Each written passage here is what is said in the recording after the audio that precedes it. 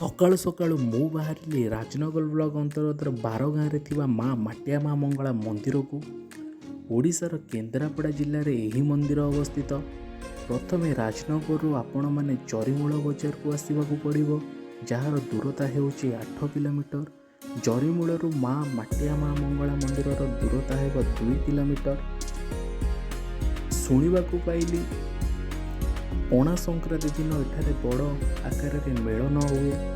ଓଡ଼ିଶାର ବିଭିନ୍ନ ସ୍ଥାନରୁ ଲୋକମାନେ ଏଠାକୁ ଆସିକି ଦୋକାନ ପକାନ୍ତି। ବିଭିନ୍ନ ସ୍ଥାନରୁ ଲୋକମାନେ ବି ଏହି ଜାଗାକୁ ବୁଲିବାକୁ ଆସନ୍ତି। ମନ୍ଦିର ଭିତରକୁ ଯାଇ ମାଆଙ୍କ କରୁଣା କୃପା କଲି, ମାଆଙ୍କୁ ଦର୍ଶନ କରି ମାଆଙ୍କ ଆଶୀର୍ବାଦ କୃପା କଲି। ଯଦି ଆପଣମାନେ ବି କେହି ଏହି ମନ୍ଦିରକୁ ଆସିଛନ୍ତି ତାହେଲେ ମୋତେ କମେଣ୍ଟ ସେକ୍ସନରେ ନିଶ୍ଚିନ୍ତ ଜଣାଇବେ। ଯଦି ଭିଡ଼ିଓଟି ଭଲ ହେଇଥିବ ତାହେଲେ ଲାଇକ୍, ସେୟାର, ସବସ୍କ୍ରାଇବ୍ କରିବାକୁ ଜମାରୁ ବି ଭୁଲିବେନି। ଜୟ ମା ମାଟିଆ ମା ମଙ୍ଗଳା ମା।